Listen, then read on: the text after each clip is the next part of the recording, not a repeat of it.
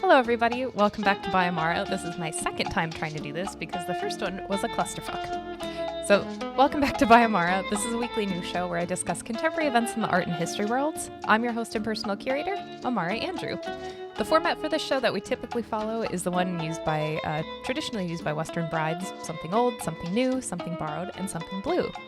This week, though, we're going to have one something old, two something news, and one something borrowed-ish, again, as always. So this week we're discussing a pair of 140-year-old jeans with a really ugly history. Are NFTs actually stocks? Well, the United States government might think so. Rest in peace, Cartoon Network. And Andy Warhol, copyright infringer. All that coming up on this episode of Amara. Let's get to it.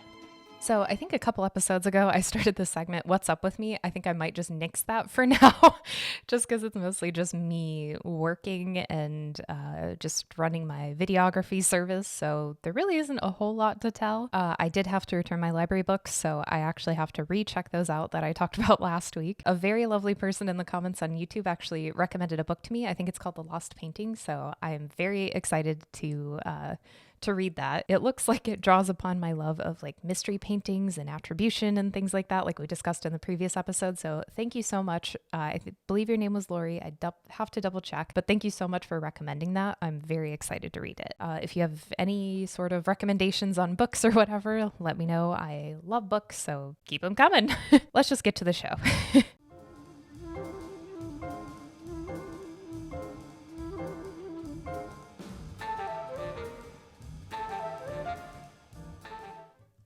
So this week, we're going to start with our something old, as we always do. Actually, that's a weird way to start this. But we're going to be discussing a pair of pants, jeans, actually, if you are not in the United States. So denim jeans. And this isn't just any old pair of jeans. These actually capture a really crucial and terrible part of American history. So on October 1st, a pair of Levi's jeans, the brand Levi's, from the 1880s sold at auction, including the buyer's premium, for $87,400. That is one of the priciest pairs of jeans that ever sold at auction that is publicly known. If you're curious, according to the Guinness World Records, the most expensive pair of vintage jeans that were ever sold were also a pair of Levi's, but these are from 1893, and they sold in May 2018 for over $100,000. Back to this pair from the 1880s that just sold for $87,000. They were found by a self-described denim archaeologist named Michael Harris. He apparently found them somewhere in an abandoned mine shaft somewhere in the American Southwest, but the exact location or even state wasn't published anywhere. And amazingly, these were almost entirely intact after 140 years just sitting in a mine shaft. I will be including images of these jeans so you can see them as I'm talking, but that is absolutely amazing. So one must wonder, how was Mr. Harris able to identify that these pants came from the 1880s? There are a couple unique styling features on these pants that he was able to use to date them. So specifically, it was a cloth patch along the belt line, a buckle back adjuster along the back seat of the pants, suspender buttons, because this was before belts were a commonly used thing, and a single back pocket. So these were all very unique to this particular decade of denim at Levi's. So while those features actually help date the denim to the 1880s, something even more horrific shows that this pair of pants may have come from the 1880s. On the interior is the phrase, "the only kind made by white labor." Now, let's get into this. So according to a Levi's representative, the company used this slogan following the 1882 Chinese Exclusion Act, which barred Chinese laborers from entering the United States during the heyday of anti-Chinese sentiment and discrimination. So this 1882 Exclusion Act actually piggybacked on one that was already created in 1875 that kept Chinese women from entering the United States. So this act is called the Page Act of 1875, and it prohibited Chinese women from entering the United States. This was the first time in United States history that the government forbid entry of an ethnic working group because it, quote, endangered the good order of certain localities. So essentially, just when you boil it down, it was created out of a fear of a group of people, which that has historically happened through many different cultures and civilizations. This was created, though, out of a fear of, quote, cheap labor and immoral Chinese women. So in response to all of this hateful discrimination, Levi's also adopted an anti-Chinese labor policy, and the tagline that they included on their products and in their ads, this is made by only white labor. But in the 1890s, Levi's actually scrapped this policy and dropped the tagline. But while the Chinese Exclusion Act expired in 1892, there were many, many, many other policies and acts that were just built upon all of this throughout the early 1900s that still focused on anti-Chinese sentiments and discrimination. But all of these aimed at making it harder for Chinese immigrants to enter the United States. So all Chinese Exclusion Acts, all of this myriad of stuff that I was just talking about, they were all finally repealed in 1943. But this was only done because China was a member of the Allied nations during World War II. That is just a very, very, very brief and condensed look into why these jeans actually had that little label written in them. So these are a very amazing, crucial part of history. The fact that they were almost entirely intact is amazing. Having this written in the pocket or like on the interior of the jeans, while it is a really terrible thing to see, it's very crucial to keep this history because otherwise you may not believe it if you don't see it. And having the physical evidence of something having happened like at Auschwitz, I think that's very important. So having this important piece of history saved, it's a physical representation of policy and what it means and just discrimination toward people. Anyway, back to these jeans. So two men purchased this pair of jeans. Kyle Halpert and Zip Stevenson went in together to purchase this pair of pants. Halpert put down 90% of the final payment and Stevenson put down 10%. So Halpert is actually a vintage clothing dealer and Stevenson is also a vintage store owner. He operates Denim Doctors in Los Angeles and he has since 1994. It's not really known what these two men are attempting to do with this pair of pants other than just acquire them, I guess. I really hope that they can end up, loaning it out to a museum or something so then they can actually be seen on display because these are very important. They aren't just a pair of vintage jeans. They're a lot more than that. I don't know. Hopefully they can be on view in some capacity, but I guess time will tell.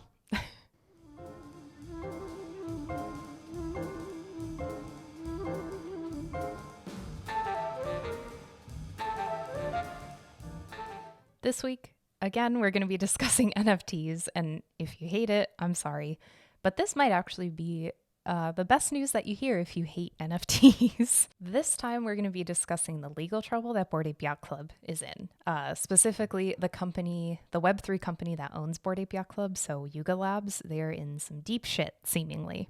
Yuga Labs is behind 5 of the 8 top NFT collections, including Bored Ape Yacht Club, CryptoPunks, Otherdeed, Mutant Ape Yacht Club, and Meebits. Yuga Labs is being investigated to figure out whether or not they violated federal law. The United States Securities and Exchange Commission, SEC, I'll just be calling it the SEC from now on, is investigating if a few NFTs that were sold are similar to securities and whether they should follow the same rules that securities do. So securities are just something that has monetary value and can be traded. So kind of think like a stock in a way. That would very much change the context of NFTs and it gets really sticky really quickly.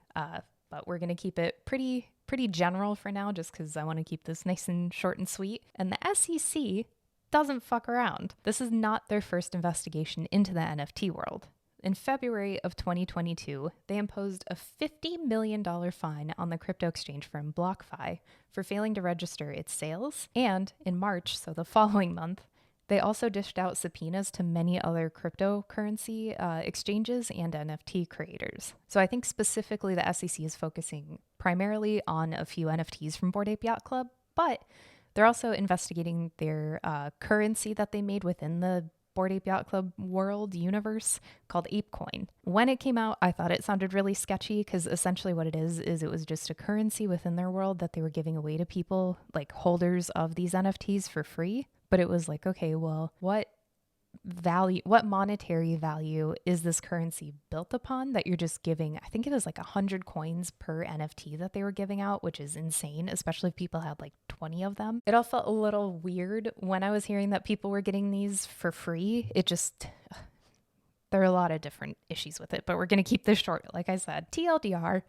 we'll see where this probe by the SEC goes into Yuga Labs, specifically Bored Ape Yacht Club, which is like one of their main projects besides CryptoPunks. We'll see where this goes because if NFTs are turned into securities, this will be a really interesting sort of troubling outcome for the NFT world. This might be like literally the final nail in the coffin for NFTs, possibly. I have no idea. So yeah, we'll see where this goes. Bored Ape Yacht Club, they have gotten into a lot of deep shit recently, from the use of racist imagery to Nazi imagery to a variety of different things. So I wouldn't be too upset if they burnt to the ground, but I don't know.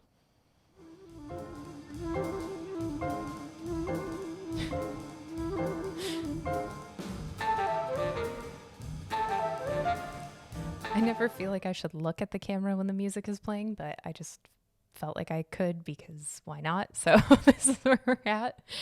Anyway, so our next something new. So NFTs were our first something new. This is our second something new this week. We're talking about Cartoon Network. Are they dead?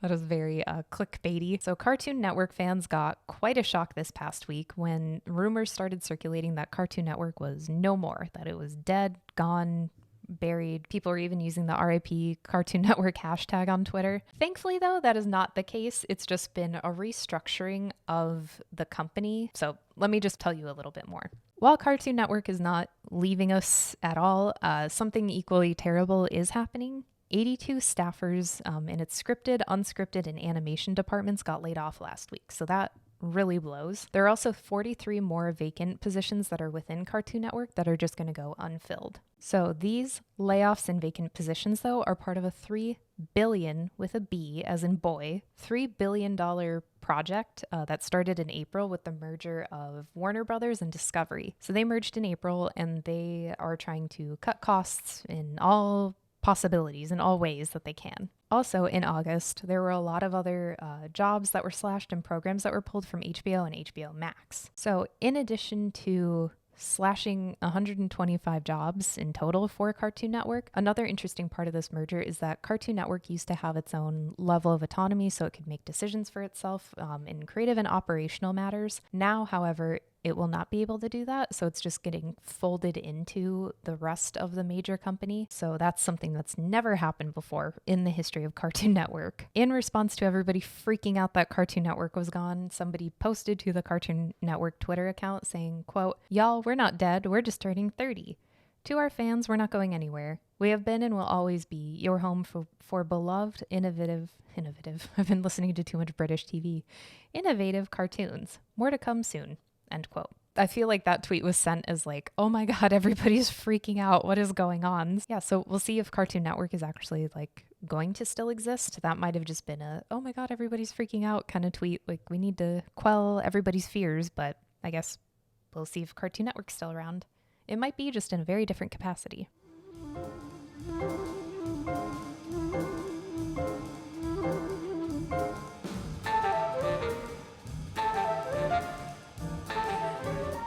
I am losing it today. Hey. Our final section for this week is something borrowed. So even in death, Andy Warhol is still shaking up the art world. This is going to be a very postmodernist sort of argument today, so just get ready. It's going to be interesting. This has split the art world 50-50. It's been amazing and interesting to see that this is a very divisive discussion that's going on. So without further grandstanding, let me just tell you what the hell I'm even talking about. So basically, there's a case against Andy Warhol by photographer Lynn Goldsmith that he didn't get proper license rights to reproduce her photographic prints. I guess I should just say there is a complicated backstory to this, so I'm going to try to fill in the blanks and let you kind of decide for yourself how you feel about this. So this dispute actually started in 2016 when Vanity Fair reused this painting that Warhol created in the 1980s. The Warhol Foundation preemptively sued Goldsmith after concerns were being raised over the use of her image. This case has meandered through many different courts from 2016 to now, 2022, but it finally ended up in the Supreme Court, which began its hearings on October 12th. I have to be very truthful. Before this case, I had not heard of Lynn Goldsmith, just her name alone, but I had seen so many of her photographs just because she has taken photos of basically every major musician or celebrity in the past like 50, 60 years. I don't know. I have to do the math, but she's taken a lot of really amazing and iconic photographs of tons and tons and tons of celebrities and musicians and things like that. Okay, so here's the story behind her image of Prince. In 1981, the publication Newsweek commissioned a photo of Prince by Goldsmith. Newsweek ended up not using the photos, but Goldsmith retained the licensing for future use. And I'm reading it like play by play because there are a lot of key details here. 3 years later, in 1984, Vanity Fair commissioned an image of Prince for the cover of the magazine by Andy Warhol. Allegedly, they paid Goldsmith a license fee to use one of her images as the reference point with the understanding that it would only be used for that issue. So for the one painting for that issue. Goldsmith claims that she was unaware that Warhol created additional works outside of this arrangement. I think he created about 16 in total or something around there. These additional artworks were copyrighted by Warhol and have since been sold and reproduced for hundreds of millions of dollars. And then, like I said, this came to a head in 2016 when Vanity Fair was publishing these paintings by Andy Warhol without attributing the original photograph to Goldsmith. So, like I said, this is a very complicated, layered case. It all hinges on copyright, particularly fair use. So in a court system, copyright gets very, very, very complex. And you can argue it kind of any which way, in a way, to an extent. So for this particular case, fair use is what's going to be probably used the most. There are 4 factors that courts use to determine fair use. So first, the purpose of use. Is it commercial, educational, whatever, or commercial or non-commercial? 2, the nature of the copyrighted work. 3, how much of the original work was used for the new artwork or new work.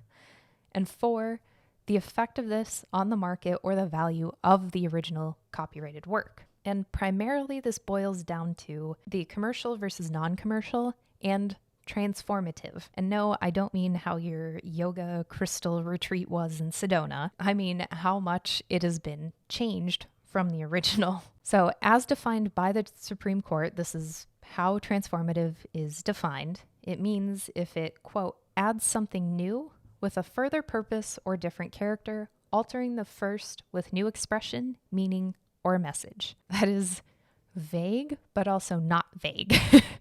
This gets so tricky, which I think is why this has been such a contentious thing in the art world, because you can kind of, just for me, I could see it going either way, just personally. Again, not a lawyer, not super fluent in copyright. I know it enough to have a good understanding of it. Just going to art school, you learn about copyright, so I'm spitting. This is such a big issue. There are many different ways that this case can go. Like, this is very, very tricky, not just only because of like Warhol and Goldsmith, because of their levels of celebrity. I mean, you have Andy Warhol, who's one of the most famous artists, arguably, of all time, just because he was great at marketing himself as like an object, a commodity. But then you have Goldsmith, who, like I mentioned, I personally had not heard her name before, but that's just because I might be ignorant to different photographers because I'm not that familiar with photography personally in my own practice. But I have seen her images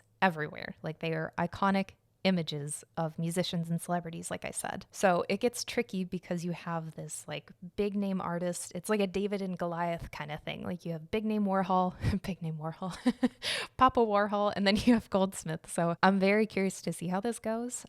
Also, I was talking about how tricky it is. I got off on a tangent. So for the levels of notoriety and celebrity, I would argue that this is really tricky because people will be very biased one way or the other, whether they like the celebrity of Warhol or whether they dislike it. Also because you have these publications involved too. So I have genuinely no idea where this will go, but I'm very curious. So this is not a unique instance in the art world.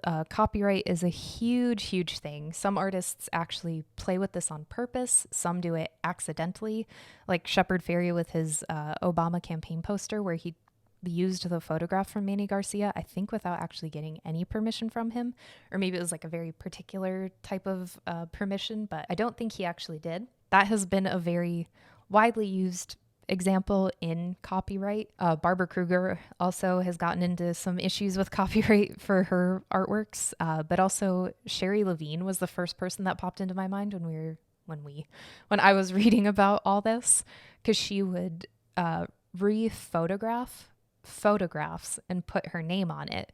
When I first learned about her, I was like, this is stupid. What the fuck is she doing? And like, blah, blah, blah. But now I'm kind of like, oh, I kind of like it. And especially because she would particularly, I think mostly pick works by old white guys. I don't know. I just thought it was very interesting. She got into trouble with her Walker Evans image, I know. I think she actually donated her photographs that she took to the Walker Evans Foundation or whatever it is. But yeah, so Sherry Levine is not a stranger to copyright issues. There have been many, many, many, many, many other artists that have been affected by copyright. So I genuinely don't have an opinion either way. I do have to wonder if Warhol knew what he was doing. He was not a dummy, that's for sure. But at that time, he had like a huge office of people that were handling various day-to-day sort of tasks like that and tracking licenses and stuff. I wonder if he knew what that was. He probably did, honestly, because he was making duplicates of things. I don't know. It's tricky, and I don't have all the facts either. I don't know what the entire case lays out because, again, I'm not a lawyer. I'm not directly involved in the case, but I'm very curious to see where this goes. This will be a really big case. This will be used in many art classes throughout the country and world probably for years to come. So yeah, we'll just see. I will keep you informed as the trial goes on. I don't know how long the trial is supposed to be or how many different stages there are, but hopefully we will get to an endpoint and we will see where this goes because this is going to be very, very big. All right, so that'll do it for this episode of By Amara. Be sure to like and subscribe if you like it. If not, I hope you have a good day as always. And thanks so much for watching. I really appreciate it. I hope this was at least just something to be interesting or, I don't know, inspire you a little bit. So anyway, so I'm Amara Andrew and never stop creating. I'll see you next week.